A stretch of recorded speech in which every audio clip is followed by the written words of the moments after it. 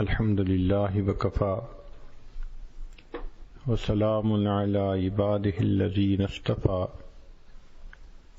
اما بعد اعوذ باللہ من الشیطان الرجیم بسم اللہ الرحمن الرحیم النبی اولی بالمؤمنین من انفسہم وقال رسول اللہ صلی اللہ علیہ وسلم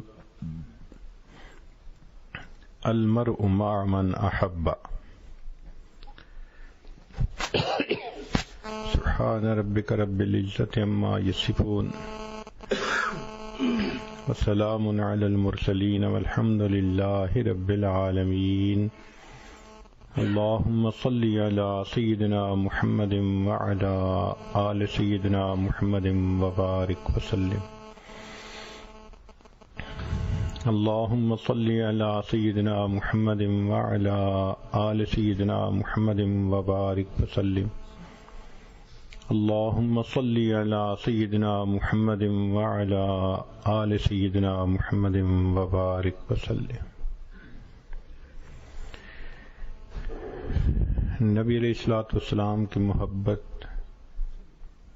ہر مومن کے اوپر فرض ہے، یہ ایمان کی شرائط میں سے ہے، اس کے بغیر انسان کا ایمان مکمل نہیں ہو سکتا۔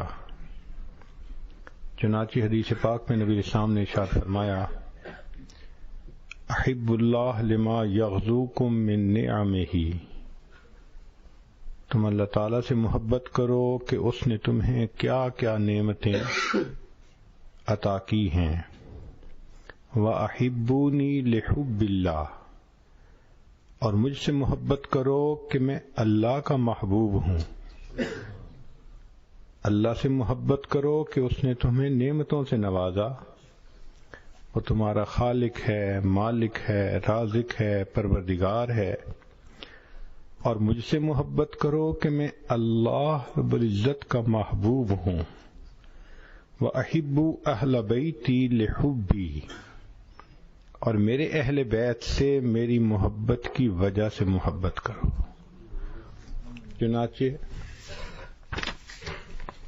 چنانچہ ہر انسان کے دل میں جس نے بھی کلمہ پڑھا نبی علیہ الصلوۃ والسلام کی سچی پکی محبت کا ہونا لازمی ہے۔ ایک روایت میں آتا ہے کہ عمر رضی اللہ عنہ حاضر ہوئے اور عرض کیا، اے اللہ کے حبیب صلی اللہ علیہ وسلم، لَأَنْتَ أَحَبُّ إِلَيَّ مِنْ كُلِّ شَيْءٍ إِلَّا نَفْسِي الَّتِي بَيْنَ جَنْبِي۔ اے اللہ کے حبیب صلی اللہ علیہ وسلم، آپ مجھے دنیا کی ہر چیز سے زیادہ محبوب ہیں سوائے اپنی جان کے۔ فقال النبی صلی اللہ علیہ وسلم، نبی کے سامنے ارشاد فرمایا، لَن يُؤْمِنَ أَحَدُكُمْ حَتَّى أَكُونَ أَحَبَّ إِلَيْهِ مِن نَفْسِهِ، تم میں سے کوئی بندہ اس وقت تک مومن نہیں ہو سکتا جب تک کہ میں اس کو اس کی جان سے بھی زیادہ محبوب نہ ہو جاؤں۔ فقال عمر لانو نے یہ سن کر جواب دیا، والذی انزل علیک الکتاب، قسم ہے اس ذات کی جس نے آپ کے اوپر کتاب کو نازل کیا، لأنت احب الی من نفسی التی بین جنبی، اب آپ مجھ کو میری جان سے بھی زیادہ محبوب ہو گئے۔ فقال له النبی صلی اللہ علیہ وسلم، نبی اسلام نے فرمایا، الآن یا عمر، اے عمر تم نے ایمان کے کمال کے درجات کو پا لیا۔ تو اپنی جان سے بھی زیادہ نبی علیہ الصلوۃ والسلام کے ساتھ محبت ہونا۔ صحابہ کو کتنی محبت تھی۔ ایک صحابی کہتے ہیں کہ اے اللہ کے حبیب صلی اللہ علیہ وسلم، متی الساعہ، قیامت کب قائم ہوگی؟ نبی علیہ السلام نے فرمایا، ما اعددت لها، بھئی تو نے قیامت کے لیے کیا تیار کیا ہے؟ قال، کہنے لگے، ما اعددت لها من کثیر صلاۃ ولا صوم ولا صدقۃ، اے اللہ کے حبیب صلی اللہ علیہ وسلم، میں نے کوئی زیادہ نمازیں، روزے اور صدقے والی نیکیاں تو نہیں کی، وَلَكِنِّي أُحِبُّ اللَّهَ وَرَسُولَهُ، ہاں میں اللہ اور اس کے رسول صلی اللہ علیہ وسلم سے محبت کرتا ہوں۔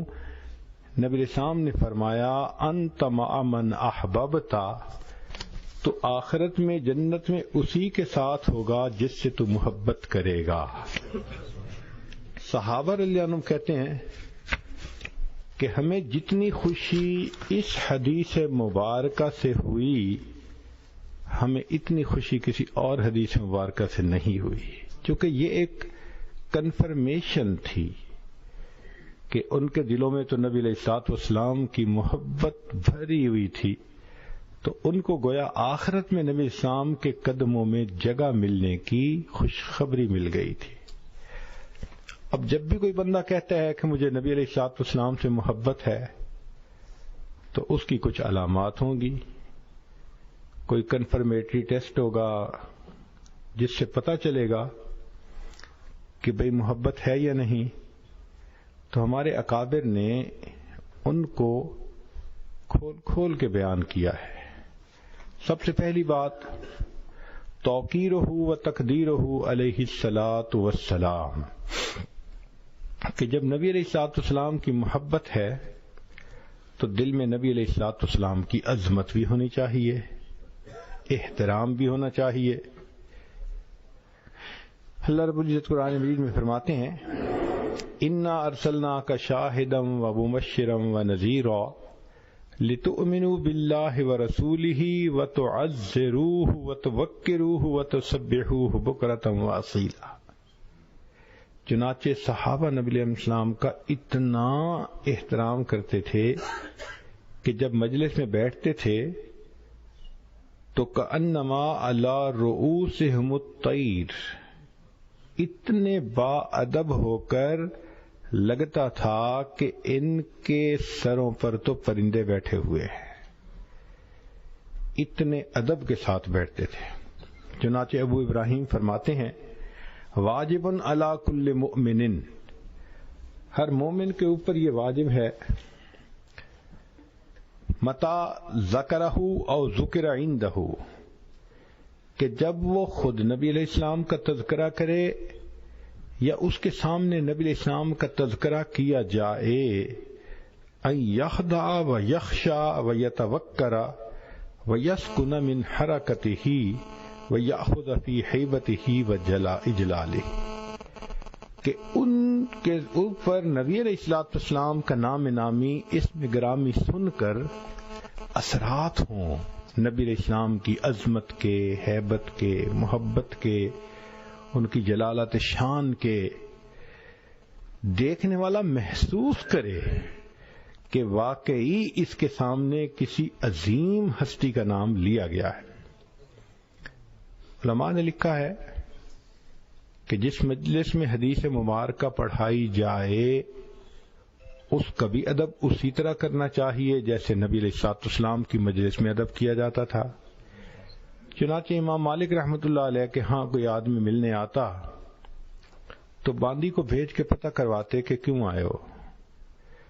اگر وہ کہتا مسئلہ پوچھنے آیا ہوں تو امام مالک آ جاتے اور اسی حال میں مسئلے کا جواب دے دیتے، اور اگر وہ کہتا کہ میں نبی علیہ السلام کی حدیث سننے آیا ہوں تو امام مالک رحمۃ اللہ علیہ غسل فرماتے، صاف ستھرے کپڑے پہنتے، خوشبو لگاتے، اور پھر ایک جگہ بنائی ہوئی تھی تخت نما، اس کے اوپر بیٹھتے اور اس پر بیٹھ کر نبی علیہ السلام کے ارشاد کو نقل فرماتے۔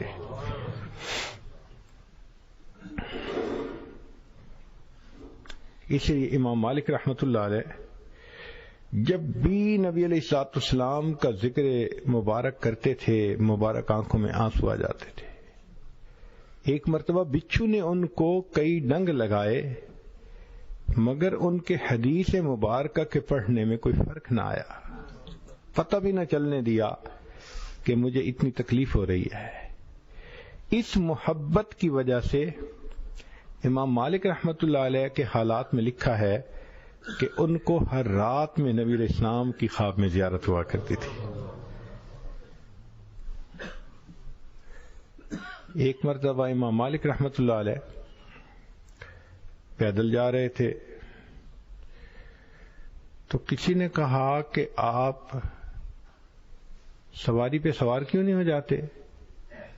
کہنے لگے کہ یہ وہ جگہ ہے جہاں میرے آقا صلی اللہ علیہ وسلم پیدل چلے، اب مالک کو یہ زیب نہیں دیتا کہ وہ جانور کے سموں سے ان پاؤں کے نشانات کو کچل دے، اس کا اتنا ادب فرمایا کرتے تھے۔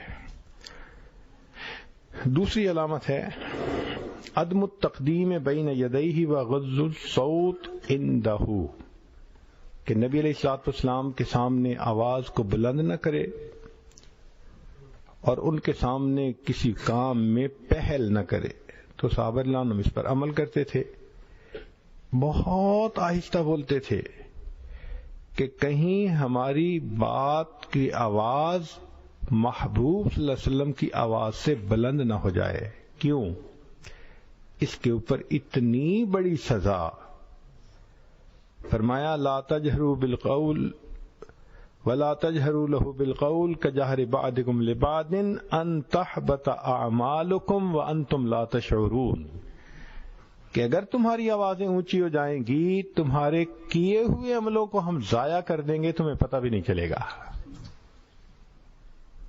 تو اس لیے مجلس حدیث میں بھی انسان اسی طرح ادب کے ساتھ بیٹھے، اور صحابہ رضی اللہ عنہم بھی محبوب صلی اللہ علیہ وسلم کی خدمت میں اسی طرح ادب سے بیٹھتے تھے۔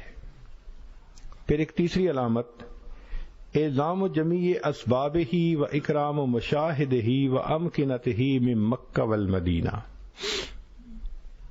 جب کسی سے محبت ہوتی ہے تو اس سے نسبت رکھنے والی ہر چیز سے محبت ہوتی ہے۔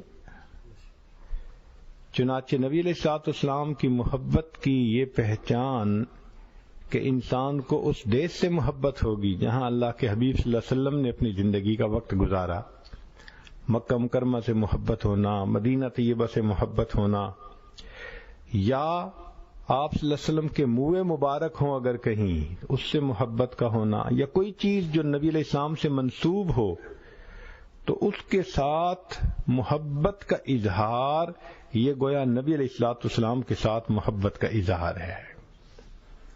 چنانچہ امام مالک رحمۃ اللہ علیہ فرماتے ہیں کہ ایک بندے نے مجھے کمان دکھائی اور دکھاتے ہوئے کہا کہ اس کمان کو نبی علیہ الصلوۃ والسلام نے چھوا ہے، ہاتھوں میں لیا ہے، مبارک ہاتھوں میں۔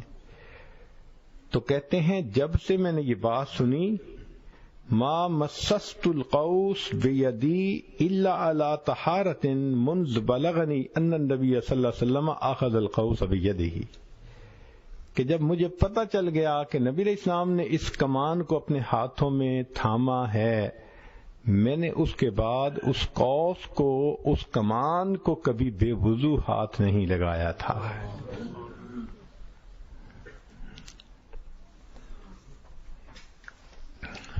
پھر ایک یہ بھی علامت ہے کہ حب الصحابہ و اہل بیت، کہ نبی علیہ الصلوۃ والسلام سے محبت ہے تو آپ صلی اللہ علیہ وسلم کے جو یار تھے، جو آپ کے خدام تھے، عشاق تھے، ان سے بھی محبت ہو اور اہل خانہ سے بھی محبت ہو۔ چنانچہ نبی علیہ السلام نے فرمایا اللہ اللہ فی اصحابی لا تتخذوهم من بعدی غرضا فمن احبهم فبحبی احبهم ومن ابغضهم فببغضی ابغضهم، جو ان سے محبت کرے گا وہ میری محبت کی بنا پر ان سے محبت کرے گا، اور جو میرے صحابہ سے بغض رکھے گا وہ میرے بغض کی وجہ سے ان سے بغض رکھے گا۔ تو صحابہ سے محبت کا رکھنا نبی علیہ الصلوۃ والسلام سے محبت کی دلیل ہے۔ من احب شیئا احب من یحب، جب کسی سے محبت کرتا ہے تو جس سے اس کو محبت ہو اس سے بھی محبت کرتا ہے۔ چنانچہ ایک حدیث مبارکہ میں ہے آیت الایمان حب الانصار و آیت النفاق بغضهم، نبی علیہ السلام نے فرمایا انصار کے ساتھ محبت کرنا ایمان کی علامت ہے اور انصار کے ساتھ بغض رکھنا نفاق کی علامت ہے۔ انس رضی اللہ عنہ فرماتے ہیں کہ نبی اسلام نے ارشاد فرمایا مثل اصحابی کمثل الملح فی الطعام لا یصلح الطعام الا بہ، جس طرح نمک کے بغیر کھانا بے مزہ ہوتا ہے اس طرح میرے صحابہ کی محبت کے بغیر انسان کا ایمان بھی بے مزہ ہوتا ہے۔ میرے صحابہ کی مثال کھانے میں نمک کی مانند ہے۔ حدیث پاک میں ہے من حفظنی فی اصحابی، جو میرے صحابہ کے عزت و ناموس کی حفاظت کرے کنت لہ حافظا یوم القیامہ، قیامت کے دن میں اس کا حفاظت کرنے والا بن جاؤں۔ ایک حدیث پاک میں ہے من حفظنی فی اصحابی ورد علی الحوض، جو میرے صحابہ کی عزت و ناموس کی حفاظت کرے وہ میرے پاس حوض کوثر پہ آ جائے۔ ومن لم یحفظنی فی اصحابی لم یرد علی الحوض، اور جو میرے صحابہ کی عزت و نماز کی حفاظت نہ کرے وہ حوض کوثر پہ میرے پاس ہی مت آئے۔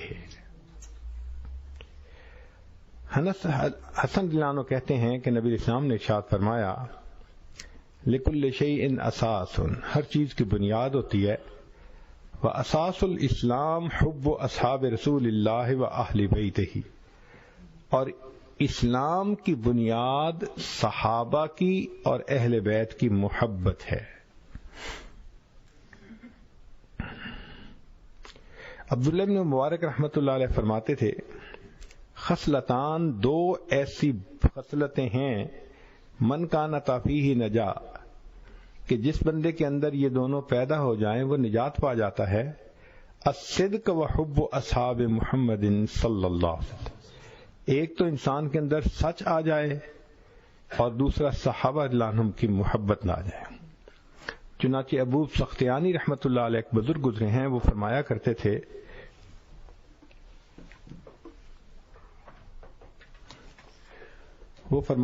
تھے کہ من احب ابا بکر فقد اقام الدین، جس نے ابو بکر رضی اللہ عنہ سے محبت کی اس نے دین کی اقامت، دین کو اس نے قائم کر دیا۔ ومن احب عمر فقد اوضح السبیل، جس نے عمر رضی اللہ عنہ سے محبت کی اس پر راستہ واضح ہو گیا۔ ومن احب عثمان فقد استضاء بنور اللہ، جس نے عثمان رضی اللہ عنہ سے محبت کی اس نے اللہ کے نور سے اپنے کو منور کر لیا۔ ومن احب علی فقد اخذ بالعروۃ الوثقی، اور جس نے علی رضی اللہ عنہ سے محبت کی اس نے مضبوط رسی کو تھام لیا۔ ومن احسن الثناء علی اصحاب محمد، اور جو نبی علیہ السلام کے اصحاب کی تعریف کرے فقد بری من النفاق، اللہ اس کو نفاق سے بری فرما دیتے ہیں۔ سہل بن عبداللہ تستری رحمۃ اللہ علیہ فرماتے تھے کہ لم یؤمن بالرسول من لم یوقر اصحابہ، کہ جو صحابہ رضی اللہ عنہم کا احترام نہیں کرتا وہ نبی علیہ السلام پر ایمان ہی نہیں لے آیا، اس کا ایمان ہی کامل نہیں ہے۔ ایک اور علامت نبی علیہ الصلوۃ والسلام کی محبت کی کہ الاقتداء بہ، کہ اگر نبی علیہ الصلوۃ والسلام کی محبت دل میں ہے تو نبی علیہ الصلوۃ والسلام کی پیروی کی جائے، آپ کی اقتداء کی جائے۔ جو نبی علیہ السلام کی پیروی کرے گا اللہ اس سے محبت کریں گے۔ قل ان کنتم تحبون اللہ فاتبعونی یحببکم اللہ، یہ کتنی بڑی خوش نصیبی ہے کہ اللہ رب العزت بندے سے محبت فرمائے۔ بزرگوں نے فرمایا لیس العبرۃ بان تحب، اس کا اعتبار نہیں ہے کہ تو اللہ سے محبت کرتا ہے، ولکن العبرۃ بان تحب، مزہ تو یہ ہے کہ اللہ تجھ سے محبت فرمائے۔ چنانچہ عبداللہ ابن مبارک رحمۃ اللہ علیہ کا کلام ہے تعصل الہ وانت تزعم حبہ، ھذا لعمری فی القیاس بدیع، لو کان حبک صادقا لأطعتہ ان المحب لما یحب مطیع۔ کہ محب جس سے محبت کرتا ہے اس کا فرما بردار ہوتا ہے۔ صحابہ رضوان چونکہ نبی علیہ الصلوۃ والسلام کے عاشق تھے، وہ نبی علیہ السلام کی ایک ایک بات میں اتباع کیا کرتے تھے۔ یہ عالم تھا اتباع کا کہ عبداللہ ابن رواحہ رضی اللہ عنہ آئے مسجد نبوی میں، دوپہر دھوپ کا وقت تھا، ظہر کی نماز تھی، تو جیسے ایک قدم مسجد کے اندر رکھا، ایک ابھی باہر تھا کہ نبی علیہ السلام نے فرمایا اجلسو۔ جو نبی علیہ السلام کے قریب لوگ تھے نا، آپ صلی اللہ علیہ وسلم نے فرمایا اجلسو، بیٹھ جاؤ۔ اب یہ آواز عبداللہ ابن رواحہ رضی اللہ عنہ کو پہنچی تو وہ وہیں دروازے کے اندر ہی اوپر ہی بیٹھ گئے، ایک قدم باہر ہے، ایک قدم پیچھے ہے۔ کسی نے کہا عبداللہ تم اس طرح دھوپ میں کیوں بیٹھے ہو، اندر آ جاتے۔ فرمانے لگے جب پہلا قدم اندر رکھا تو محبوب صلی اللہ علیہ وسلم کی آواز سنی، اب مجھے زیب نہیں دیتا تھا کہ میں دوسرا قدم اندر اٹھاؤں، میں اسی حالت میں نیچے بیٹھ گیا۔ عبداللہ ابن مدلانو مکہ مکرمہ کی طرف جا رہے ہیں، ایک جگہ پر ساتھیوں کو کہا بھائی تھوڑی دیر رکو، اور خود سواری سے اتر کے ایک طرف کو چلے گئے۔ وہاں ایک جگہ جا کے ویسے بیٹھ گئے جیسے کوئی قضاء حاجت کے لیے بیٹھتا ہے، اور بس تھوڑی دیر میں اٹھ کے واپس آ گئے، کہنے لگے چلو۔ ساتھی حیران، بھائی آپ نے ہمارا وقت کیوں لگوایا جب ضرورت نہیں تھی؟ تو کہنے لگے کہ میں نے ایک مرتبہ نبی علیہ الصلوۃ والسلام کے ساتھ سفر کیا، میرے آقا صلی اللہ علیہ وسلم جب یہاں پہنچے تھے تو آپ صلی اللہ علیہ وسلم یہاں اترے، قضاء حاجت کے لیے جگہ بیٹھے، پھر واپس گئے۔ یہاں سے میں گزر رہا تھا، میرے دل نے کہا ابن عمر تم وہی عمل کرو جو تمہارے محبوب صلی اللہ علیہ وسلم نے کیا۔ مجھے ضرورت تو نہیں تھی، بس میں آقا صلی اللہ علیہ وسلم سے مشابہت پانے کے لیے وہاں گیا، تھوڑی دیر بیٹھا اور پھر اٹھ کے واپس آ گیا۔ کیا محبت ہوگی ان صحابہ کے دلوں میں جو ایک ایک کام نبی علیہ الصلوۃ والسلام کے مطابق کرنے کی تمنائیں کیا کرتے تھے۔ چنانچہ جب فارس فتح ہوا تو کھانے کی مجلس ہے، حذیفہ رضی اللہ تعالی عنہ دسترخوان پہ بیٹھے ہیں، اللہ کی شان کہ ایک لقمہ ان کے ہاتھ سے نیچے دسترخوان پہ گر گیا، انہوں نے لقمے کو اٹھایا اور دوبارہ کھایا۔ جب کھانے لگے تو ساتھیوں نے کہا جی کہ یہاں کے امراء دیکھ رہے ہیں اور یہ ایسے لقمے کو اٹھا کے کھانا اس کو عیب دار سمجھتے ہیں، معیوب سمجھتے ہیں۔ تو حذیفہ رضی اللہ عنہ نے وہ بات کہی جو ایک عاشق صادق کہتا ہے، فرمایا اترک سنت حبیبی لہؤلاء الحمقاء، ان احمقوں کی خاطر میں اپنے محبوب کی سنت کو چھوڑ دوں گا۔ کتنی محبت ہوگی ان کے دل میں نبی علیہ الصلوۃ والسلام کی سنت کی پیروی کرنے کی۔ ہمارے قریب کے زمانے میں بھی اللہ کے نیک بندوں کی ایک جماعت گزری ہے جن کو نبی علیہ الصلوۃ والسلام کے ساتھ بہت محبت تھی، اور وہ جماعت تھی ہمارے اکابر حضرات علماء دیوبند کی جماعت۔ ایک ایک بزرگ کی زندگی کو دیکھیے، آپ کو اتباع سنت میں کمال نظر آئے گا۔ چنانچہ اس جماعت کے جو بزرگ تھے بڑے، حضرت مولانا قاسم نانوتوی رحمۃ اللہ علیہ، ان کو ایک مرتبہ حاکم وقت نے گرفتار کرنے اور پھانسی لٹکانے کا حکم دے دیا، تو ان کے پاس پولیس والا آیا اور پوچھنے لگا کہ قاسم کہاں ہیں؟ تو وہ جہاں کھڑے تھے اس جگہ سے ہٹ گئے اور کہنے لگے ابھی تو یہیں تھے۔ ایسی بات کی کہ سچ بھی ہو اور مصیبت بھی ٹل جائے، یہ ان کی ذہانت تھی۔ کہنے لگے ابھی تو یہیں تھے، تو وہ پولیس والا سمجھا کہ بھئی ابھی کہیں گئے ہوں گے، تو وہ ڈھونڈنے نکل گیا، تو حضرت وہاں سے چلے گئے۔ لوگ یہ سمجھے کہ اب چونکہ ان کی پھانسی کا حکم ہو چکا، شاید بقیہ زندگی ان کو روپوشی کی حالت میں گزارنی پڑے، لیکن تیسرا دن ختم ہوا تو قاسم نانوتوی رحمۃ اللہ پھر مسجد میں۔ لوگوں نے کہا کہ حضرت آپ کے تو پھانسی کا حکم ہو چکا، پولیس پکڑ لے گی، پھانسی چڑھا دے گی۔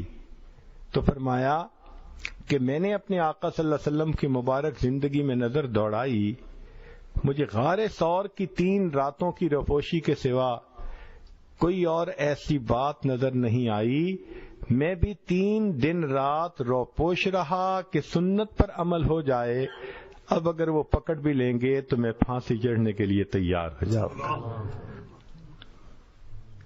حلوے کھانے والی سنتیں تو آسان ہوتی ہیں، بھوکے رہنے والی سنتوں پہ عمل کرنا مشکل ہوتا ہے۔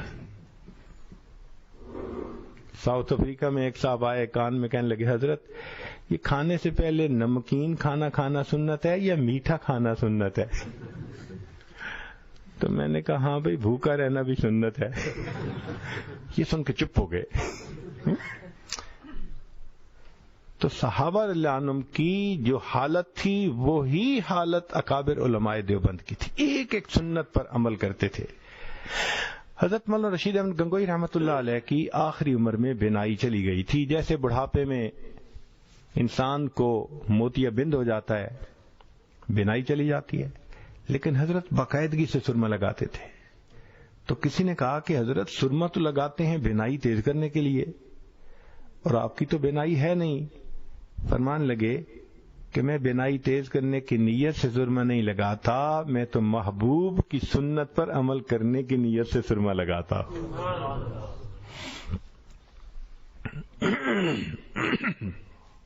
چنانچہ حضرت شیخ الہند رحمۃ اللہ علیہ جیل میں تھے،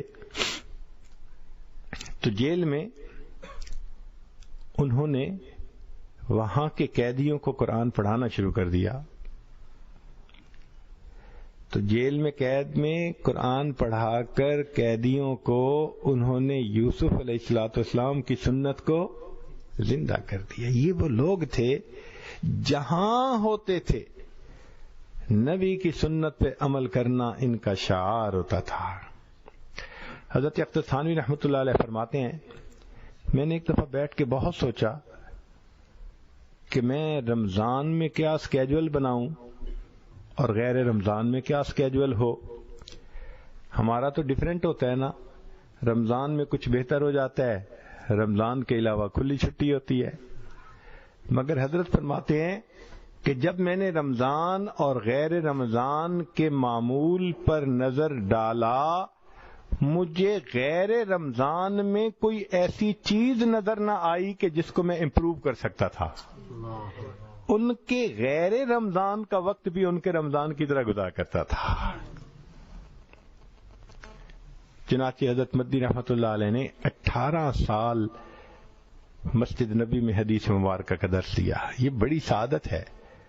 آج حدیث پڑھاتے ہوئے محدث کہتے ہیں کہ قال قال رسول اللہ صلی اللہ علیہ وسلم، اور حضرت مدنی رحمۃ اللہ علیہ سبحان اللہ جب حدیث پڑھانے لگتے تھے تو محبوب صلی اللہ علیہ وسلم کے مزار کی طرف، روضہ انور کی طرف اشارہ کر کے فرماتے تھے قال ھذا النبی صلی اللہ علیہ وسلم۔ پھر بالآخر وہاں سے واپس آ گئے تو دارالعلوم دیوبند میں بخاری شریف پڑھانی شروع کر دی۔ اب ذرا اللہ کی شان دیکھیں کہ انہوں نے دارالعلوم کے دارالحدیث کے سامنے چھوٹا سا ایک گلشن بنا ہوا ہے، گھاس لگی ہے اور پودے لگے ہیں، تو اس میں انہوں نے کیکر کا درخت لگوایا۔ کیکر کا درخت، لوگ بڑے حیران، حضرت کیاری کے اندر پھول لگواتے ہیں، آج تک کیکر کا درخت تو کسی نے نہ لگوایا۔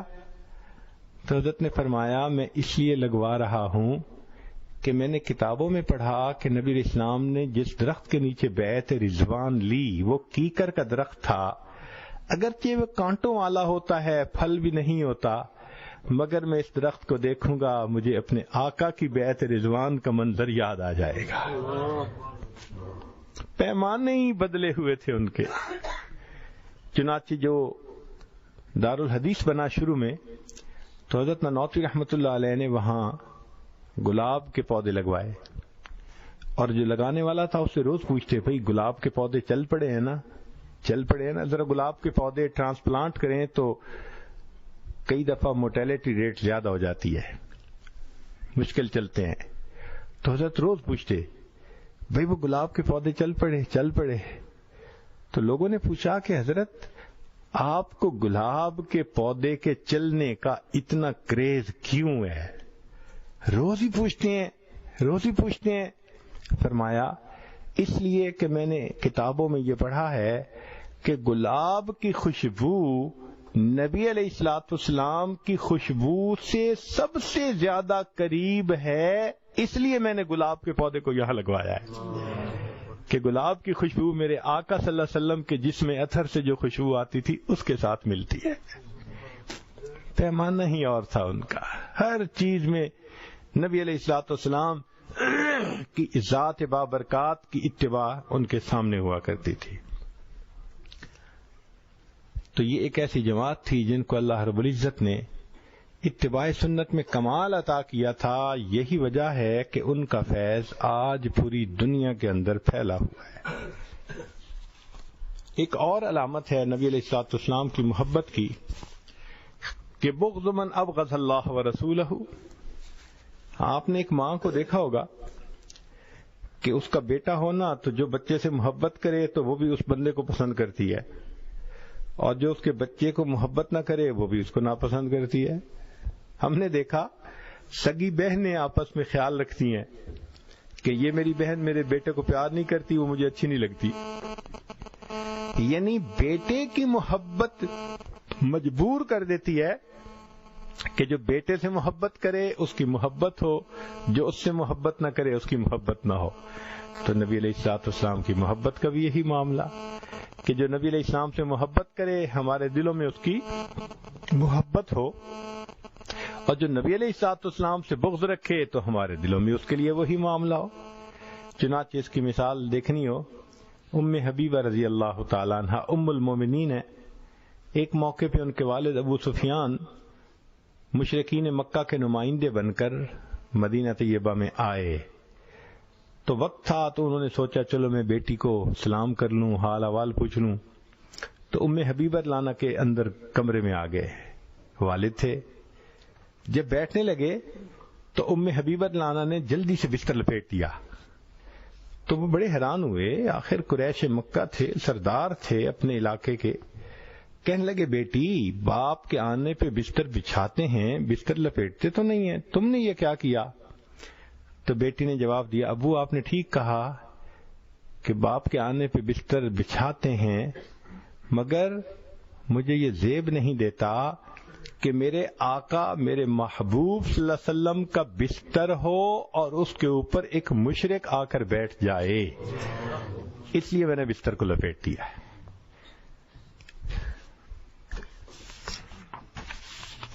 محبت کی ایک علامت یہ بھی ہوتی ہے کثرت ذکر اللہ، کہ جس سے محبت ہوتی ہے انسان اس کا تذکرہ ہی کرتا ہے. آپ نے دیکھا ہوگا ماں کو بیٹے سے محبت ہوتی ہے، وہ آدھا گھنٹہ ایک گھنٹہ بیٹے کی باتیں ہی سناتی رہتی ہے. میرے بیٹے نے یہ کیا تو میرے بیٹے نے یہ کیا. من احب شیئا اکثر ذکرہ، جو محبت کرتا ہے وہ اس کا اکثر تذکرہ بھی کرتا ہے. چنانچہ صحابہ عنہم نبی علیہ السلام کو بہت یاد کرتے تھے، بہت یاد کرتے تھے. روایت میں آتا ہے صدیق اکبر جب خلیفہ بنے تو جمعہ کا خطبہ دینے کے لیے بیٹھے اور انہوں نے یہ کہا سمعت رسول اللہ العام الاول فبکا، میں نے پچھلے سال نبی علیہ السلام سے یہ بات سنی، اتنا کہا اور آنکھوں میں آنسو آ گئے. پھر آنسو پوچھے اور پھر کہا سمعت، تو پھر آنکھوں میں آنسو آ گئے، پھر آنسو پوچھے، تیسری مرتبہ پھر رونے لگ گئے.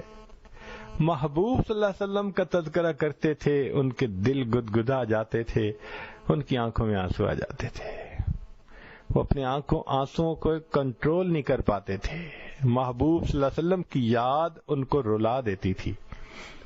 چنانچہ عبداللہ ابن ملانو کا پاؤں سو گیا، بیٹھے بیٹھے کئی مرتبہ پاؤں سن ہو جاتا ہے نا. تو کسی نے کہا کہ بھائی جس سے زیادہ محبت ہے اسے یاد کرو. تو کہنے لگے اذکر احب الناس الیک یذل عنک فصاح یا محمد، کہنے لگے یا اے محمد صلی اللہ علیہ وسلم، ایسے لگتا ہے کہ ان کے دل نبی علیہ السلام کی محبت میں رچ بس چکے تھے، ایسی محبت ان کو ہو گئی تھی۔ اس لیے صحابہ لانم جیسے ایک دوسرے کے گھر جاتے تھے تو ہمارے ہاں تو یہ ہے نا، کوئی آتا ہے تو اس کو سویٹ ڈش کھلاؤ، آئس کریم کھلاؤ۔ صحابہ کے نزدیک سویٹ ڈش پتہ کیا ہوتی تھی کہ جب کوئی مہمان آتا تھا تو اس کو بٹھاتے تھے اور کہتے تھے آؤ میں تمہیں نبی علیہ السلام کی باتیں سناتا ہوں۔ محبوب صلی اللہ علیہ وسلم کی باتیں سنانا ان کے نزدیک سویٹ ڈش سے بھی زیادہ لذیذ چیز ہوا کرتی تھی۔ گھنٹوں بیٹھ کے محبوب صلی اللہ علیہ وسلم کے تذکرے کرتے تھے۔ چنانچہ بلال رضی اللہ تعالیٰ عنہ کا واقعہ ہے، اس کو حضرت شیخ الحدیث رحمۃ اللہ علیہ نے بھی لکھا کہ جب نبی علیہ الصلوۃ والسلام نے پردہ فرمایا تو بلال عنہ نے اذان دینی بند کر دی۔ کہنے لگے کہ پہلے میں اذان دیتا تھا تو نبی علیہ الصلوۃ والسلام کا دیدار بھی کرتا تھا، اب میں اگر اذان دوں گا اور دیدار نہ کر سکوں گا تو یہ چیز مجھ سے برداشت نہیں ہو سکے گی۔ چنانچہ ہجرت کر کے شام چلے گئے۔ بلاد شام کی طرف ہجرت کرنے کے مستقل فضائل ہیں، حدیث پاک سے ثابت ہے۔ پھر اس کے بعد انہوں نے اپنی بقیہ زندگی میں صرف 2 مرتبہ اذان دی ہے۔ وہ کیسے کہ جب بیت المقدس فتح ہوا تو اس وقت بھی بلال لانو وہیں تھے، تو عمر لانو نے فرمایا بلال، نبی علیہ السلام کے زمانے میں تم ہمیں اللہ اکبر اذان کی آواز سناتے تھے، آج اللہ نے بیت المقدس کو فتح کروا دیا تو میرا جی چاہتا ہے قبلہ اول میں بھی میں تمہاری اذان سنوں۔ اب امیر المومنین کا حکم ایسا تھا کہ انکار کی گنجائش نہ تھی، تو بلال لانو نے اذان دی۔ پھر اس کے بعد دوسرا موقع حضرت شیخ الحدیث رحمۃ اللہ علیہ نے اس کو لکھا کہ بلال لانو رات کو سوئے ہوئے ہیں، نبی علیہ الصلوۃ والسلام کی دیدار نصیب ہوا تو نبی علیہ السلام نے فرمایا بلال کتنی سرد مہری ہے کہ اتنا عرصہ گزر گیا تم ہمارے پاس آتے ہی نہیں۔ جہاں محبت ہوتی ہے وہاں محبت کے شکوے بھی ہوتے ہیں کہ بلال کتنی سرد مہری ہے، اتنا عرصہ ہو گیا تم ہمارے پاس نہیں آئے۔ آنکھ کھل گئی۔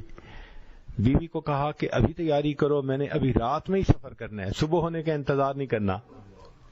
بیوی نے گٹھڑی باندھ دی، وہ سوار ہو کے چل پڑے، مدینہ طیبہ پہنچے۔ مدینہ طیبہ پہنچ کے مسجد نبی میں حاضر ہوئے۔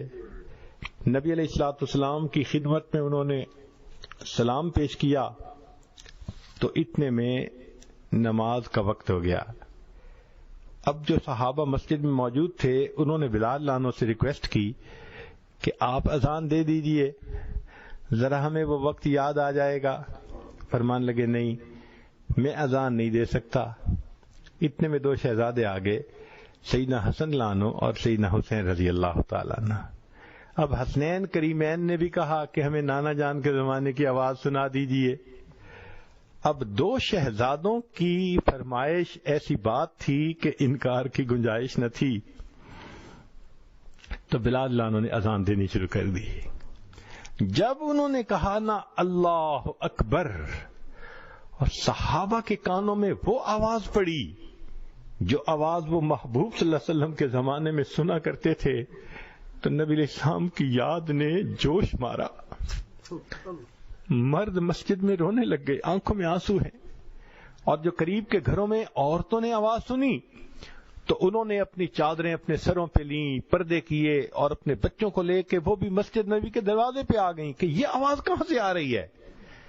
اب عجیب منظر ہے، مسجد کے اندر مرد رو رہے ہیں اس آواز کو سن کے جو محبوب کے زمانے میں سنا کرتے تھے، اور مسجد کے باہر عورتیں رو رہی ہیں۔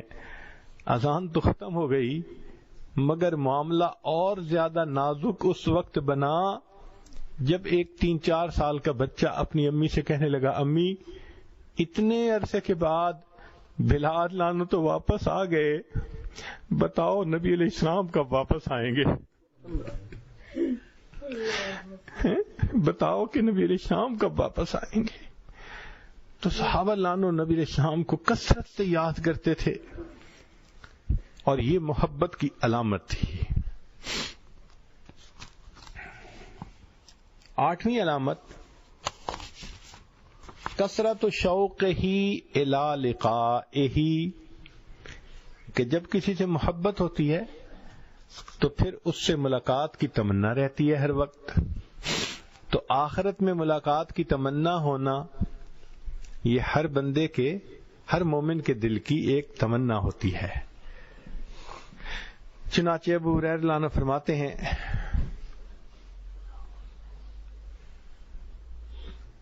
سبحان اللہ، نبی علیہ الصلوۃ والسلام کے ایک غلام تھے ثوبان رضی اللہ تعالیٰ عنہ۔ وہ کہتے ہیں کہ میں نے سنا نبی علیہ السلام دعا مانگ رہے تھے، اے اللہ مجھے میرے احبہ سے ملا دینا، میرے چاہنے والوں سے، میرے محبت کرنے والوں سے مجھے جلدی ملا دینا۔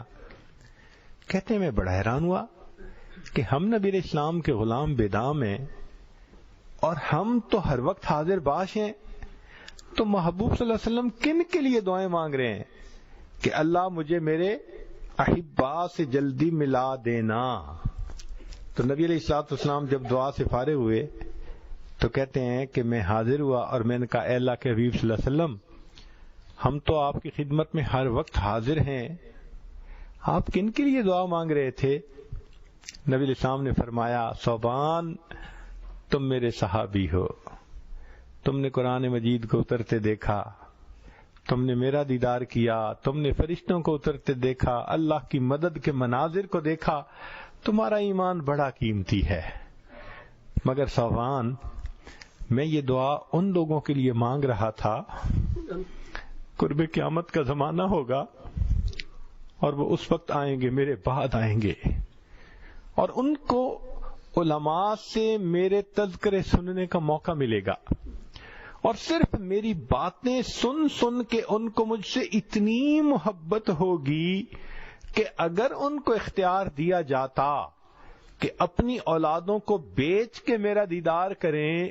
ثوبان وہ اولادوں کو بیچ دیتے، میرا دیدار کا سودا کر لیتے۔ میں ان احبا کے لیے دعا کرتا ہوں اللہ مجھے ان سے جلدی ملا دے۔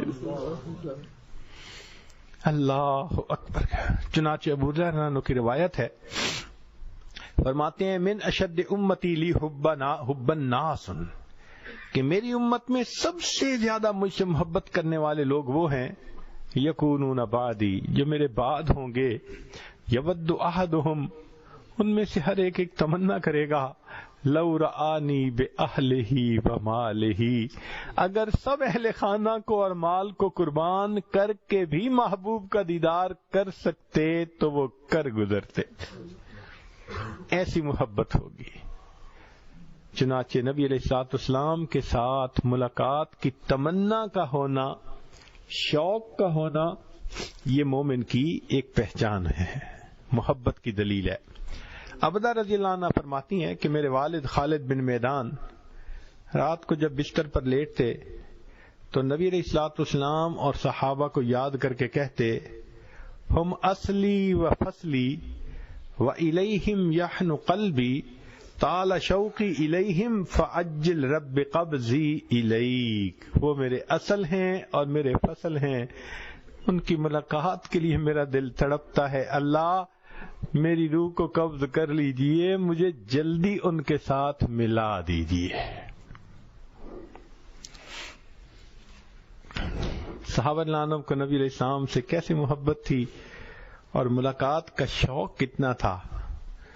عمر عنہ کا وقت ہے، زمانہ خلافت ہے، اور عمر عنہ رات کو مدینہ طیبہ کی گلیوں میں چکر لگا رہے ہیں کہ دیکھوں میں کون کس حال میں ہے۔ ایک مکان کے قریب سے گزرنے لگے تو کچھ آواز آئی، سننے لگے کیا معاملہ ہے۔ ایک بوڑھی عورت شعر پڑھ رہی تھی جو اس نے نبی علیہ الصلوۃ والسلام کی محبت میں لکھے تھے، علی محمد صلاۃ الابرار صلی علیہ الطیبون الاخیار یا لیت شعری والمنایا اتوار هل تجمعنی وحبیب الدار۔ اب اس نے جب شعر پڑھا، عمر عنہ نے سنا تو اپنے آپ پہ قابو نہ رکھ سکے، دروازہ کھٹکھٹایا. بڑھیا نے اندر سے پوچھا من انت, کون ہے؟ رات ہے, اندھیرا ہے, تنہائی ہے, میرا دروازہ کون کھٹکھٹا رہا ہے؟ تو جواب میں کہا کہ امیر المومنین عمر ابن الخطاب. اس نے فوراً دروازہ کھول دیا. اہلا وسہلا, امیر المومنین اندر تشریف لائیے. تو عمر لانو نے اندر قدم رکھا, زمین پر بیٹھ گئے. اس نے کہا امیر المومنین چارپائی پر بیٹھیے. تو فرمانے لگے میں چارپائی پر نہیں بیٹھوں گا جب تک تم میری ایک تمنا کو پورا نہیں کرو گی. وہ کہنے لگی امیر المومنین میں بوڑھی عورت کیا تمنا آپ کی پوری کر سکتی ہوں؟ تو عمر لانو نے فرمایا کہ ابھی آپ نے جو نبی علیہ السلام کی محبت میں لکھے ہوئے اپنے اشعار پڑھے ہیں نا, تو اس میں آپ نے یہ کہا کہ اللہ مجھے اور میرے حبیب صلی اللہ علیہ وسلم کو جنت میں اکٹھا کر دینا. تم اپنے شعر میں تھوڑی سی ترمیم کر کے عمر کا نام بھی اس میں شامل کر لو کہ ترجمہ یہ بن جائے اللہ مجھے اور عمر ابن الخطاب کو جنت میں اپنے محبوب کے ساتھ اکٹھا کر دینا. کیا محبت ہوگی ان کو نبی علیہ الصلوۃ والسلام کے ساتھ. تو محبت کی یہ علامت کہ انسان پھر ان کے ساتھ ان کا دیدار کرنے کے لیے تڑپتا ہے. پھر ایک علامت یہ بھی ہے کہ نبی علیہ الصلوۃ والسلام کے دل کے اندر جو امت کا غم تھا اس غم کو بانٹنا, اس غم کو اپنانا. اس کو کہتے ہیں الشفقۃ علی امتہ والسعی فی مصالحہم کما کان رسول اللہ صلی اللہ علیہ وسلم بالمؤمنین الرؤوف الرحیم. کہ جس طرح نبی علیہ الصلوۃ والسلام امت کے اوپر رؤوف الرحیم تھے تو بندے کو بھی امت کا غم ہو. حدیث پاک میں ہے جس کے دل میں امت کا غم نہیں وہ میری امت میں سے نہیں. تو نبی علیہ الصلوۃ والسلام کو امت کا غم تھا. سبحان اللہ سبحان اللہ. ایک حدیث مبارکہ ذرا سن لیجئے, کیا عجیب بات فرمائی ہے نبی علیہ السلام نے. انس ابن مالک الرسول اللہ صلی اللہ علیہ وسلم انہ قال, نبی علیہ السلام نے ارشاد فرمایا, اور یہ حدیث انس لانو نے بیان کی ہے, روایت کی ہے, کہ نبی علیہ السلام نے فرمایا الا اخبرکم ان اقوام لیسوا بانبیاء ولا شہداء, کہ میں تمہیں کچھ لوگوں کے بارے میں نہ بتاؤں, نہ وہ انبیاء ہوں گے نہ وہ شہداء ہوں گے. یغبط یوم القیامت الانبیاء والشہداء بمنازلہم من اللہ عز وجل, قیامت کے دن جو اللہ ان کو مقام دیں گے اس مقام پر انبیاء اور شہداء بھی رشک کر رہے ہوں گے. اللہ اکبر اللہ اکبر. کہ وہ لوگ نہ انبیاء ہوں گے نہ شہداء ہوں گے, لیکن قیامت کے دن انبیاء ان کے اوپر رشک کر رہے ہوں گے. علی منابر من نور یکونون علیہا, وہ نور کے ممبروں پر ہوں گے. قالوا ومن ہم, صحابہ نے پوچھا اللہ کے حبیب صلی اللہ علیہ وسلم وہ کون ہوں گے؟ قال, نبی علیہ السلام نے فرمایا الذین یحببون عباد اللہ الی اللہ, کہ وہ لوگ جو اللہ کے بندوں کو اللہ کا محبوب بناتے ہیں. وَيُحَبِّبُونَ اللَّهَ إِلَىٰ عِبَادِهِ, اور اللہ کو بندوں کا محبوب بناتے ہیں. وَهُمْ يَمْشُونَ عَلَى الْأَرْضِ نُصَحًّا, اور وہ زمین کے اندر نصیحت کرنے والے, دین کی دعوت دینے والے بن کر چلتے ہیں. قالوا قلنا, کہتے ہیں کہ ہم نے پھر ایک اور کاؤنٹر کوسچن پوچھا. یحببون اللہ الی عباد اللہ, اللہ کو بندوں کا محبوب بنانا یہ بات تو سمجھ میں آتی ہے. فکیف یحببون عباد اللہ الی اللہ, بندوں کو اللہ کا محبوب کیسے بناتے ہیں؟ نبی اسلام نے فرمایا یأمرونہم بحب اللہ وینہونہم یعنی اما کرہ اللہ, کہ وہ لوگوں کو اللہ کی محبت کی باتیں کرتے ہیں، جس سے اللہ نے منع کیا اس سے روکتے ہیں۔ فَإِذَا أَطَاعُوهُمْ، جب وہ اس پر عمل کرتے ہیں، أَحَبَّهُمُ اللَّهُ، اللہ کے محبوب بن جاتے ہیں۔ تو جو دنیا میں اللہ کے بندوں کے دلوں میں اللہ کی محبت پیدا کرے، اس میں خوشخبری ہے علماء کے لیے، خطباء کے لیے اور دین کا کام کرنے والے سب لوگوں کے لیے، کہ جو لوگوں کو غفلت سے نکال کے اللہ کی طرف لاتے ہیں، وہ اللہ کو بندوں کا محبوب بناتے ہیں، اللہ کی عظمتیں، اللہ کی رحمت، نعمتیں بیان کر کر کے بندوں کے دل میں اللہ کی محبت پیدا کر دیتے ہیں۔ اور جب بندوں کے دل میں اللہ کی محبت پیدا کر دیتے ہیں تو بندے اللہ کی اطاعت کرتے ہیں، اور اس اطاعت کی وجہ سے وہ اللہ کے محبوب بن جاتے ہیں۔ لہٰذا یہ حدیث پاک ان کے لیے ہے جو اللہ کو بندوں کا محبوب بنائیں اور بندوں کو اللہ کا محبوب بنائیں۔ سبحان اللہ، سبحان اللہ۔ یہ ہے اصل کام جس کو زندگی میں کرنا چاہیے۔ اللہ تعالیٰ ان حضرات کو جزائے خیر دے جو دین کے کام کے لیے اپنی زندگیوں کو لگا دیتے ہیں۔ ایک مرتبہ دل میں خیال آیا کہ دنیا میں ہر محبت کے پیچھے غرض ہوتی ہے، تو سوچ میں لگ گیا۔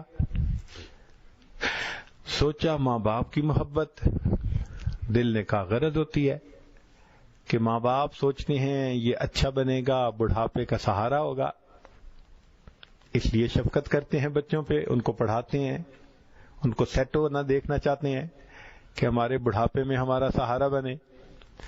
اولاد ماں باپ سے محبت کرتی ہے، اس کے پیچھے بھی غرض کیا کہ ہمیں ماں باپ پیسہ خرچ کریں گے، تعلیم دلوائیں گے، تربیت کریں گے، اور ہم دنیا میں سائے کے ساتھ زندگی گزاریں گے۔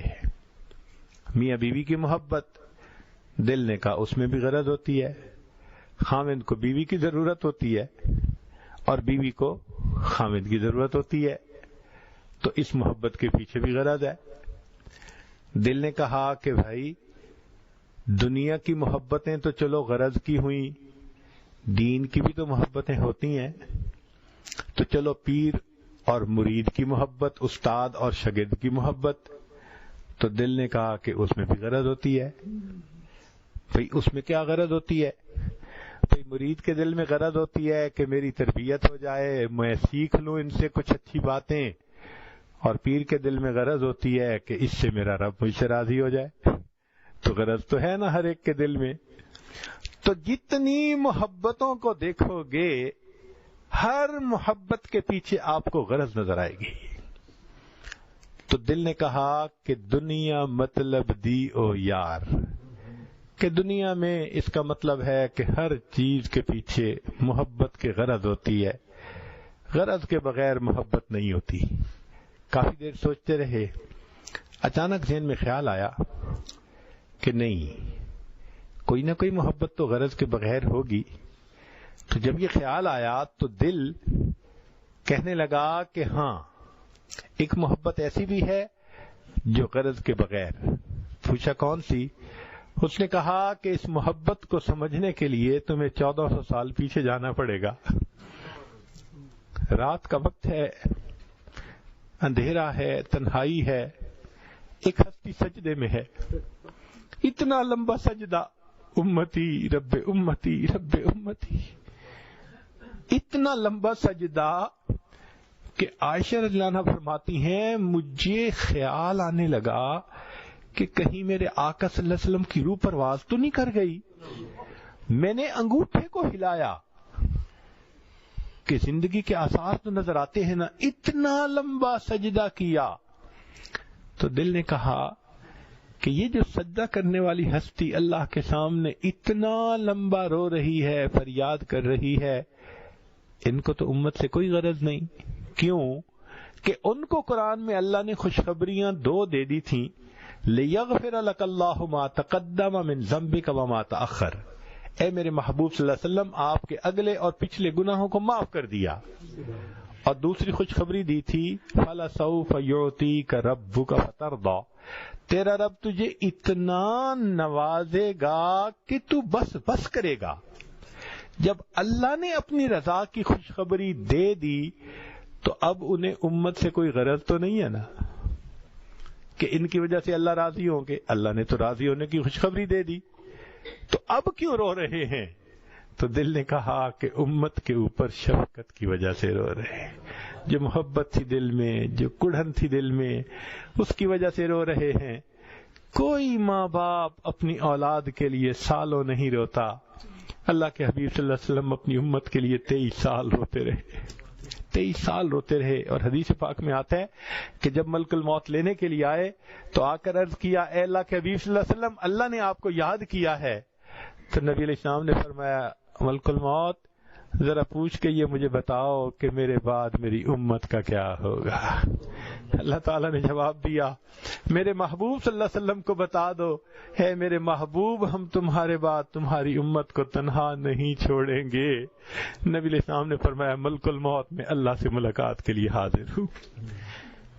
تو جس کے دل میں نبی علیہ السلام کی محبت ہوتی ہے, پھر اس کے دل میں امت کے اوپر شفقت ہوتی ہے, اس کو امت کی اصلاح کی فکر ہوتی ہے, ہدایت کی محنت میں بندہ لگا ہوا ہوتا ہے, اس کو چین نہیں آتا, وہ سارا دن اس کام میں گزارتا ہے. اور ایسے لوگوں کی راتیں بھی ان کے دنوں کی مانے دعا کرتی ہے, رب انی دعوت قومی لیلا و نہارا, وہ اس کا مصداق بن کے زندگی گزارتے ہیں.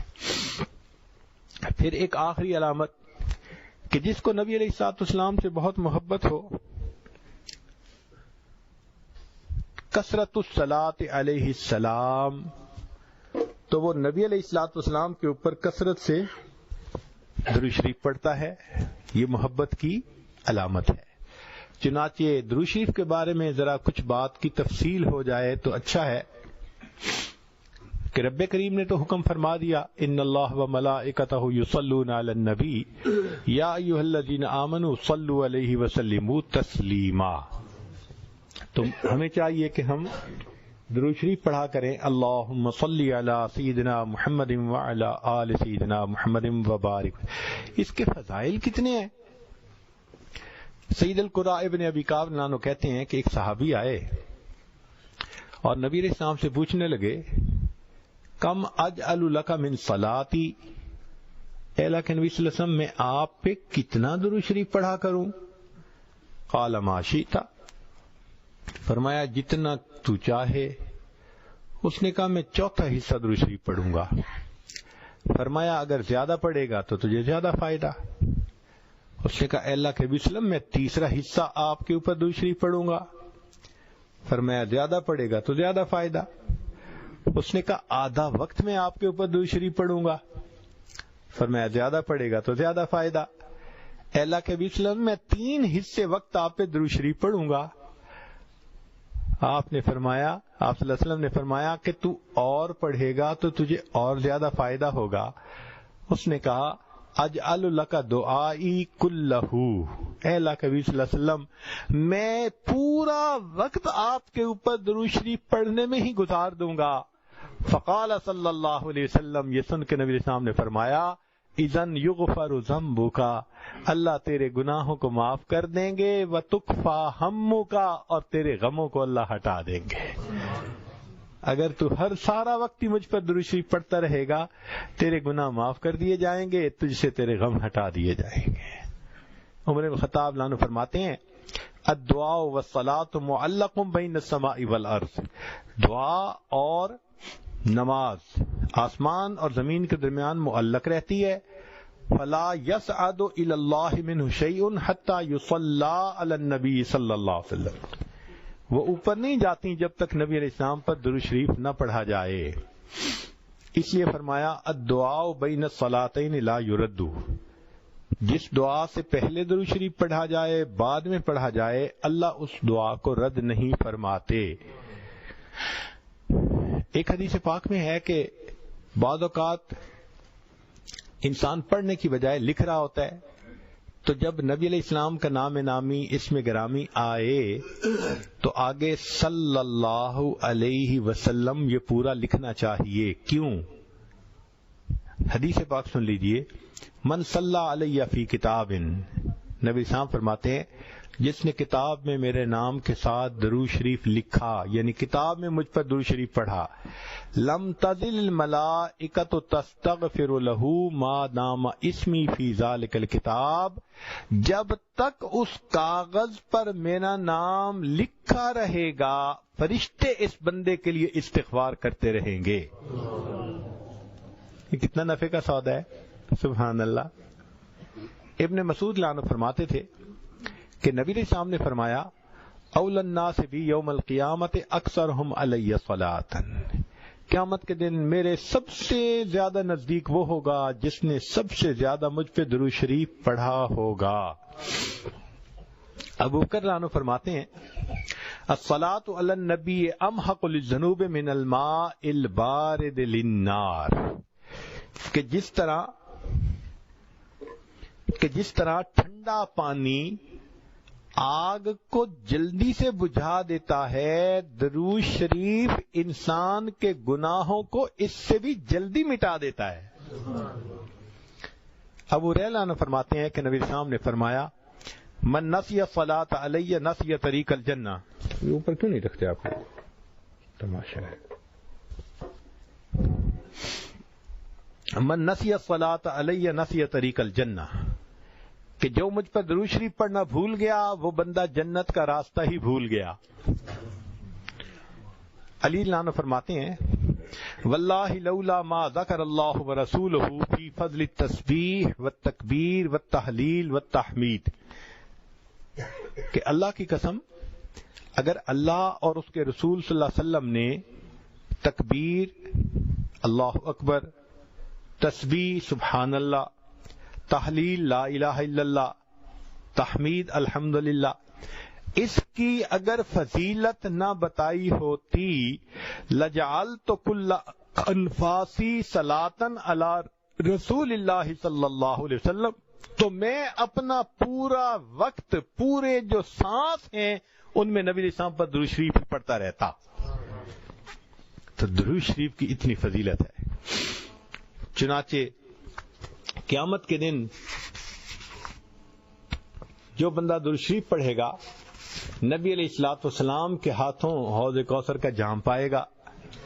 علماء نے لکھا ہے کہ کس کس جگہ پر درود شریف پڑھنا چاہیے، المواضع التي يصلى ويسلم علیہ صلی اللہ علیہ وسلم، تو وہ فرماتے ہیں دخول المسجد والخروج منہ، مسجد میں داخل ہوتے ہوئے درود شریف پڑھے اور نکلتے ہوئے پڑھے، والتشہد التحیات میں پڑھے، ورؤیت المساجد، مسجد پہ نظر پڑے تو درود شریف پڑھے، دخول الاسواق، بازار میں داخل ہوتے ہوئے درود شریف پڑھے، دخول البیت والخروج منہ، گھر میں داخل ہوتے ہوئے درود شریف پڑھے، گھر سے نکلتے ہوئے درود شریف پڑھے، نسیان الحاجہ، کوئی بات بھول جائے، چیز رکھ کے بھول جائے تو نبی علیہ السلام پہ درود شریف پڑھے، وقت الفقر، تنگی کا وقت ہو تو نبی علیہ السلام پہ درود شریف پڑھے، فی بدایت العلم، اور اگر علم کی مجلس ہو تو اس کے شروع میں درود شریف پڑھے، فی البدایت فی الخطب، خطبے کے شروع میں درود شریف پڑھے،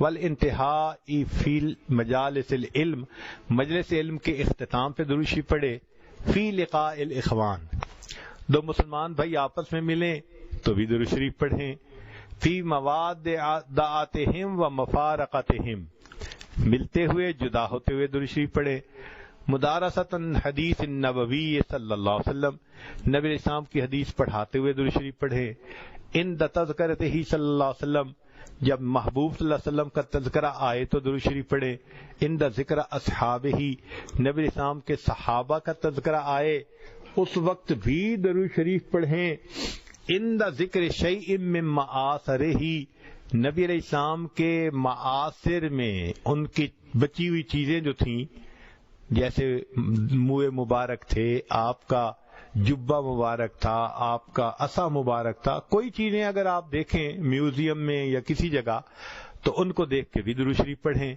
عند دخول المدینہ، مدینہ داخل ہوں تو درود شریف پڑھیں، عند المرور علی قبرہ صلی اللہ علیہ وسلم، نبی علیہ السلام کے روضہ انور پہ حاضری ہو تو اس وقت بھی نبی علیہ السلام پر درود شریف پڑھیں۔ اب درود شریف کے کیا فوائد ہوں گے؟ علماء نے لکھا ہے انہا سبب لہدایت المصلی وحیات قلبہ، کہ درود شریف پڑھنے والے کو اللہ تعالیٰ ہدایت دیتے ہیں، اس کے دل کو زندہ کر دیتے ہیں۔ انہا سبب لزیادت محبت رسول اللہ، کہ اس درود شریف کے پڑھنے سے نبی علیہ السلام کی محبت میں اضافہ ہوتا ہے۔ انہا سبب لزیادت محبت العبد لرسول اللہ، کہ جو درود شریف زیادہ پڑھتا ہے نبی علیہ السلام کو اس بندے سے محبت زیادہ ہو جاتی ہے۔ انہا سبب قرب العبد من ربہ یوم القیامہ، کہ اس قیامت کے دن اس بندے کو اپنے رب کا قرب ملے گا جو زیادہ درود شریف پڑھتا ہوگا۔ انہا سبب قرب العبد من رسولہ صلی اللہ علیہ وسلم، نبی علیہ السلام کا قرب ملے گا آخرت میں۔ انہا اداء لشیء من حقہ، نبی علیہ السلام کے حقوق ادا کرنے میں سے یہ بھی ہے کہ انسان درود شریف پڑھے، گویا یہ حق ادا کرنے والا شمار ہوگا۔ انہا سبب مغفرت الذنوب، یہ درود شریف مغفرت ذنوب کا ذریعہ بنتا ہے۔ انہا سبب کفایت اللہ عبدہ ما اہمہ، جو درود شریف کثرت سے پڑھتا ہے اللہ اس کے غموں کو ہٹا دیتا ہے، اس کے لیے کافی ہو جاتا ہے۔ انہا سبب اجابت الدعاء، اس سے انسان کی دعائیں قبول ہو جاتی ہیں۔ انہا سبب نیل شفاعتہ صلی اللہ علیہ وسلم، جو درود شریف کثرت سے پڑھتا ہے اس کو نبی علیہ السلام کی شفاعت نصیب ہوگی۔ انہا سبب زکوٰۃ و طہارۃ للمصلی، درود شریف پڑھنے والے کا دل ستھرا ہوتا ہے، پاک ہوتا ہے، درود شریف کے پڑھنے سے صاف ہو جاتا ہے۔ انہا تطیب للمجالس، یہ مجالس کی پاکیزگی کا ذریعہ ہے جن میں درود شریف پڑھا جائے۔ انہا تنفی عند العبد صفت البخل، نبی علیہ السلام نے فرمایا جو درود شریف پڑھنے والا ہو وہ کنجوس نہیں ہوتا، وہ بخیل نہیں ہوتا۔ انہا سبب فی اللہ تکون المجالس حسرتا و ندامتا علی اصحابها یوم القیامہ، تو درود شریف کا کثرت سے پڑھنا تو یہ مجلس والوں کے لیے قیامت کے دن حسرت کا باعث نہیں بنے گی۔ انہا سبب لرد النبی صلی اللہ علیہ وسلم الصلاۃ والسلام علی من یصلی و یسلم علیہ، جو نبی علیہ السلام پر درود بھیجتا ہے اس بندے پر اللہ تعالیٰ 10 رحمتیں نازل فرماتے ہیں۔ تو اس نے نبی علیہ السلام پر درود شریف پڑھا اور اس کے بدلے اللہ نے اس پر رحمتیں فرمائیں۔ انہا سبب لنشر الثناء الحسن عن العبد فی الملأ الاعلی، تو پھر جو درود شریف زیادہ پڑھتا ہے تو اللہ تعالیٰ فرشتوں کی جماعت میں اس بندے کی تعریف فرماتے ہیں۔ انہا سبب للبرکت فی ذات المصلی و عملہ و عمرہ و مصالحہ، کہ جو بندہ درود شریف پڑھتا ہے اللہ اس کی عمر میں، اس کے رزق میں، اس کے مصالح اور کاموں میں برکت عطا فرما دیتے ہیں۔ پھر انہا سبب لتثبیت قدم العبد علی الصراط والزواج علیہ، درود شریف کا کثرت سے پڑھنا پل صراط کے اوپر سے آسانی سے گزرنے کا ذریعہ بن جاتا ہے۔ اور پھر ایک آخری last but not the least, انہا سبب لثقل کفۃ المیزان، کہ درود شریف قیامت کے دن میزان کے پلڑے کے بھاری ہونے کا سبب بن جائے گا۔ اللہ اکبر کبیرہ۔ اس بارے میں ایک حدیث مبارکہ سن لیجئے تاکہ بعض کو ہم مکمل کر دیں۔ سبحان اللہ۔ اس حدیث مبارکہ کو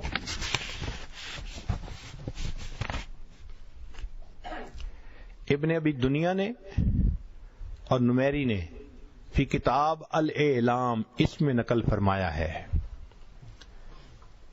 علامہ جلال الدین سیوطی رحمۃ اللہ علیہ نے التذکرہ میں بھی اس حدیث کو نقل کیا ہے۔ حدیث بہت توجہ سے سننے والی ہے۔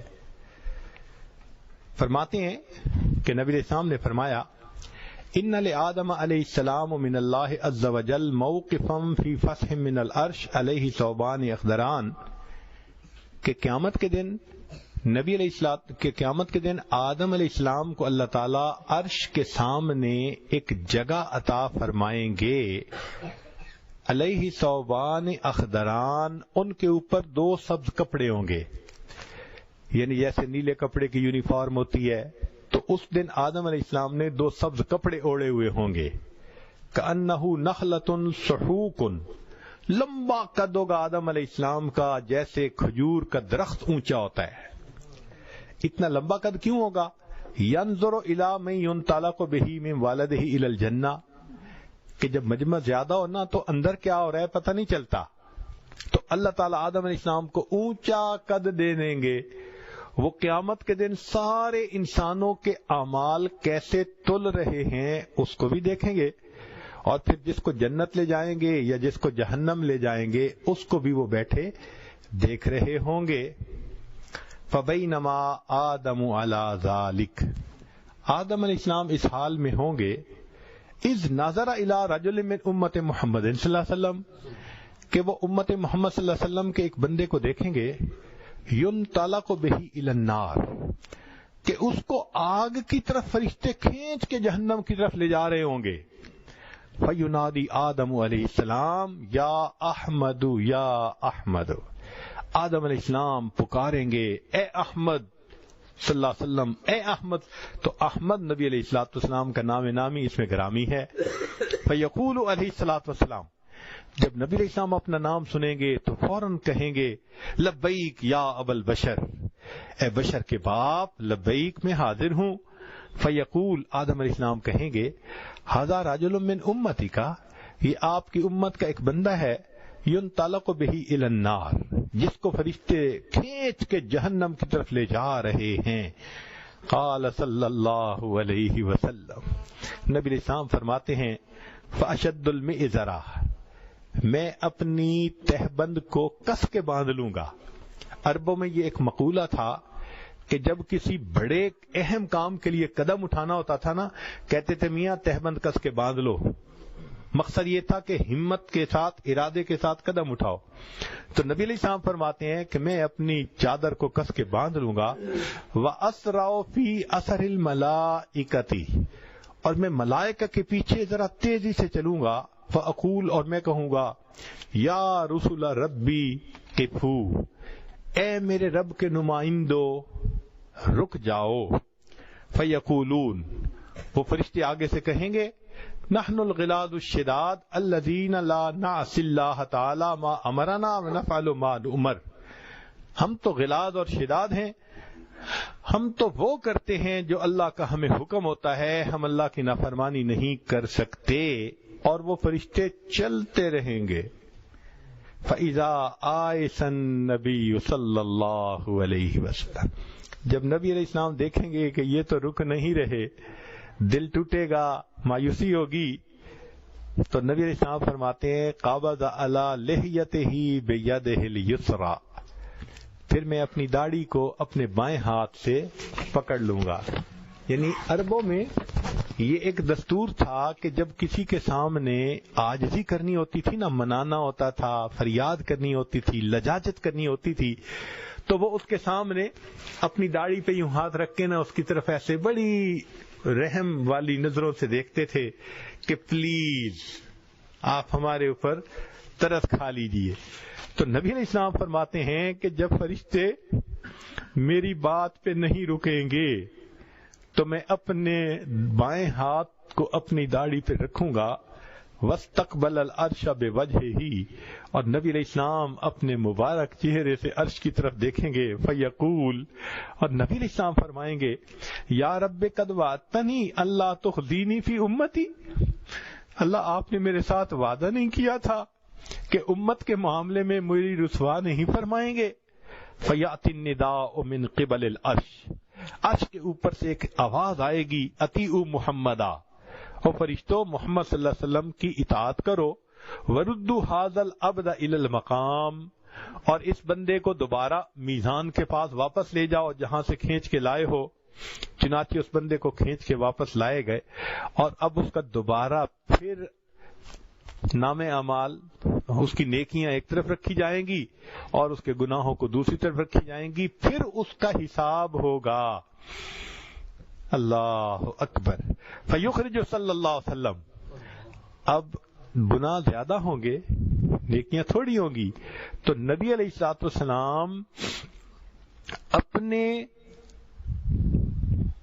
فیخرج صلی اللہ علیہ وسلم بطاقتن بیضاء کالعن ملتی، یہ انگلی کا جو پورا ہوتا ہے نا، اس کے برابر چھوٹا سا کاغذ کا ٹکڑا نبی علیہ السلام اپنے پاس سے نکالیں گے، فیلقیھا فی کفۃ المیزان الیمنی، اور نبی علیہ السلام اس کو نیکیوں کے پلڑے میں ڈال دیں گے، وہو یقول، اور ڈالتے ہوئے نبی علیہ السلام پڑھیں گے بسم اللہ، اللہ کے نام کے ساتھ، فترجح الحسنات علی السیئات، وہ اتنا بھاری ہو جائے گا کہ نیکیوں کا پلڑا جھک جائے گا، گناہ کا پلڑا ہلکا ہو جائے گا۔ جیسے ہی جھک جائے گا تو اس وقت فیناد المنادی، فرشتہ اعلان کرے گا، سعد و سعد جدہ، یہ تو کامیاب ہو گیا، اس کے جد بھی کامیاب ہو گئے، یہ تو پاس ہو گیا، تو جنت میں جائے گا۔ جب اس کے پاس ہونے کا اور سعید ہو جانے کا اعلان ہوگا اور کہا جائے گا انطلقوا بہ الی الجنہ، کہ اس بندے کو فرشتوں جنت کی طرف لے جاؤ، فیقول، اس وقت وہ بندہ حیران ہوگا اور وہ فرشتوں سے کہے گا، اب یہ بندہ فرشتوں سے بات کر رہا ہے، یا رسول ربی، اے میرے رب کے نمائندو، قفو، تھوڑی دیر تو رک جاؤ، حتی اسأل ھذا العبد الکریم علی ربہ، حتیٰ کہ میں اس کریم شخصیت سے یہ پوچھ تو لوں کہ یہ کون ہے۔ وہ فرشتوں سے یہ کہے گا کہ تم مجھے جنت لے جا رہے ہو، تھوڑی دیر رکو، مجھے پوچھنے تو دو نا کہ یہ کون ہے کہ جنہوں نے جہنم سے راستہ میرا بدلوا کر جنت کا راستہ بنوا دیا۔ چنانچہ وہ فرشتے تھوڑی دیر رکیں گے تو وہ نبی علیہ الصلوۃ والسلام سے کہے گا، یا بے ابی انت و امی، آپ کے اوپر میرے ماں باپ قربان، ما احسن وجہ کا، آپ کا چہرہ کتنا خوبصورت ہے، اللہ اکبر کبیرہ۔ وہ بندہ کہے گا کہ آپ کے اوپر میرے ماں باپ قربان، آپ کا چہرہ کتنا خوبصورت ہے، وَأَحْسَنَ خَلْقُكَ مَنْ أَنْتَ، اور آپ کے اخلاق کتنے اچھے ہیں، آپ کون ہیں؟ اس وقت فقد اقلتنی اسرتی، آپ نے میری لغزشوں کو کم کروا دیا، ورحمت عبرتی، اور میرے غموں کو مٹا دیا۔ فیقول علیہ الصلوۃ والسلام، نبی علیہ السلام جواب میں فرمائیں گے، انا نبیک محمد، میں محمد صلی اللہ علیہ وسلم تمہارا نبی ہوں، وہذہ صلاتک التی کنت تصلی علی، اور یہ وہ درود شریف ہے جو تو دنیا میں میرے اوپر پڑھا کرتا تھا، وفیتکھا احوج ما تکون الیہا، اس درود کا بدلہ تجھے اس وقت ملا جب تجھے اس کی بڑی ضرورت تھی، اور اللہ نے اس کی برکت سے تجھے جنت عطا فرما دی۔ آج ہم اپنے آسانیوں میں نبی علیہ الصلوۃ والسلام کی ذات بابرکات پر درود شریف پڑھتے رہیں۔ کتنے لوگ ڈرائیونگ کر کے جاتے ہیں، آتے ہیں، درود شریف پڑھ سکتے ہیں، اس دوران گھنٹوں پڑھ سکتے ہیں، غفلت کی وجہ سے نہیں پڑھتے۔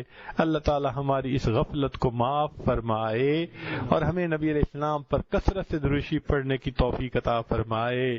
سلام اس پر کہ جس نے بے کسوں کی دستگیری کی، سلام اس پر کہ جس نے بادشاہی میں فقیری کی، سلام اس پر کہ جس کے گھر میں چاندی تھی نہ سونا تھا، سلام اس پر کہ ٹوٹا بوریا جس کا بچھونا تھا، سلام اس پر جو سچائی کی خاطر دکھ اٹھاتا تھا، سلام اس پر جو بھوکا رہ کے اوروں کو کھلاتا تھا، سلام اس پر کہ جس نے خون کے پیاسوں کو قبائیں دیں، سلام اس پر کہ جس نے گالیاں سن کر دعائیں دیں، سلام اس پر کہ جس نے فضل کے موتی بکھیرے ہیں، سلام اس پر بروں کو جس نے فرمایا کہ میرے ہیں،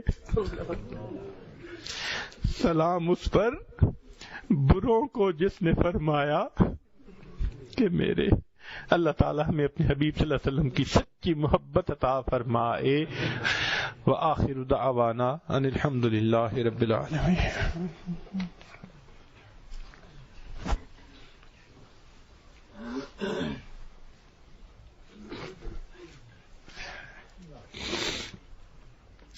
امام صاحب فرما رہے تھے کہ بہت سارے دوست یا بہت ساری مستورات بیعت کی نیت سے آئے ہوئے ہیں، تو دل میں یہ نیت کر لیجئے کہ ہم اس وقت اپنی زندگی کے پچھلے سب گناہوں سے سچی پکی توبہ کر رہے ہیں اور آئندہ نیکوکاری کی زندگی گزارنے کا دل میں ارادہ کر رہے ہیں۔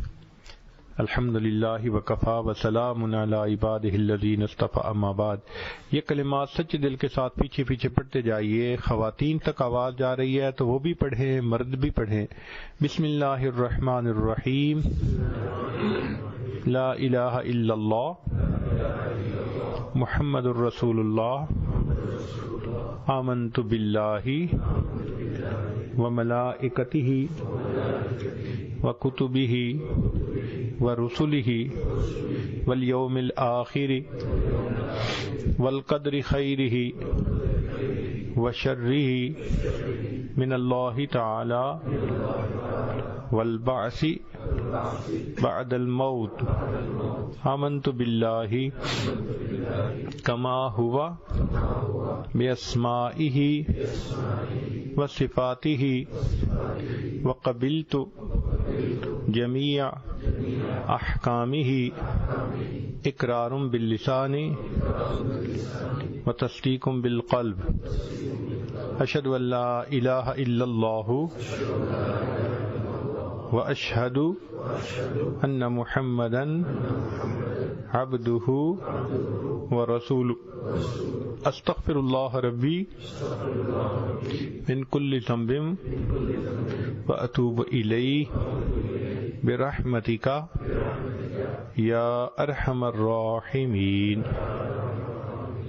ان کلمات کو پڑھنے سے اب آپ بیت ہو چکے ہیں۔ چند معمولات سن لیجئے جو کرنے میں بہت آسان ہیں مگر اثرات کے اعتبار سے بہت ایفیکٹو ہیں۔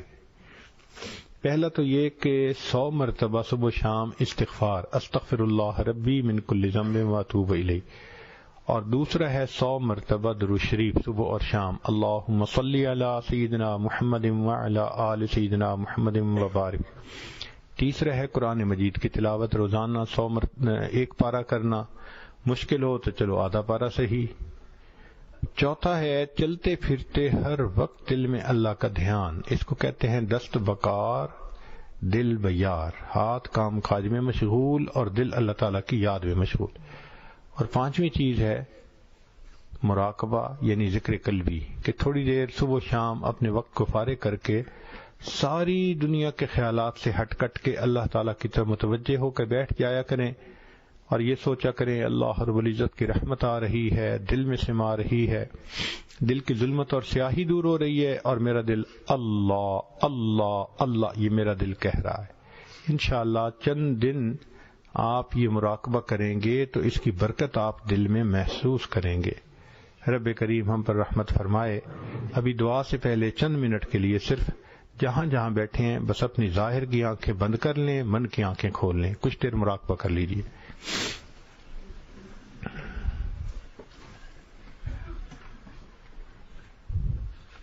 انسان جب اپنے اندر جھانکتا ہے اسے اپنی اصل تصویر نظر آتی ہے۔ اپنے من کے دریچے کو کھولیے، اپنی اصل تصویر کو دیکھیے۔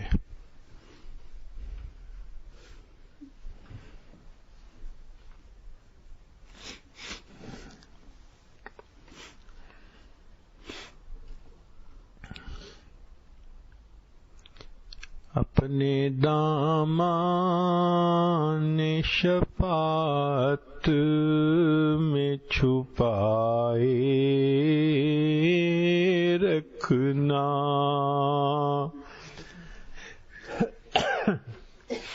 اپنے دامان شفاعت میں چھپائے رکھنا، میرے سرکار میری بات بنائے رکھنا، میں نے مانا کہ گناہگار ہوں پر آپ کا ہوں، میں نے مانا کہ گناہگار ہوں پر آپ کا ہوں، اس گناہگار سے سرکار نبھائے رکھنا، ذرہ خاک کو خورشید بنانے والے، ذرہ خاک کو خورشید بنانے والے، خاک ہوں میں مجھے قدموں سے لگائے رکھنا، ذرہ خاک کو خورشید بنانے والے، خاک ہوں میں مجھے قدموں سے لگائے رکھنا، اپنے دامان شفاعت میں چھپائے رکھنا، میرے سرکار میری بات بنائے رکھنا۔ اللہ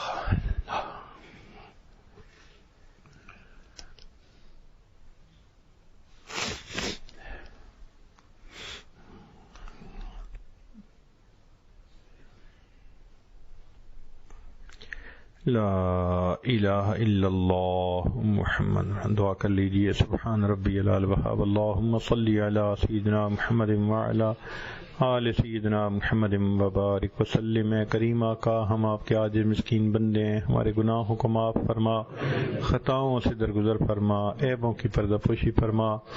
اللہ ہمیں اپنے حبیب صلی اللہ علیہ وسلم کی ہر سنت پر عمل کی توفیق عطا فرما۔ اللہ ہمارے دلوں میں اپنے حبیب صلی اللہ علیہ وسلم کی سچی پکی محبت عطا فرما۔ اے اللہ، قیامت کے دن ان کے ہاتھوں حوض کوثر کا جام عطا فرما اور جنت میں ان کے قدموں میں جگہ نصیب فرما۔ اے کریم آقا، ہماری ان دعاؤں کو اپنی رحمت سے قبول فرما۔ ہمارے والدین عزیز، اقارب، مشائخ فوت ہو چکے، ان کی مغفرت فرما، جن کی آپ نے مغفرت کر دی، قرب کے اعلیٰ درجات عطا فرما۔ امت مسلمہ اللہ پریشان ہے، امت کی اللہ سب پریشانیوں کو دور فرما۔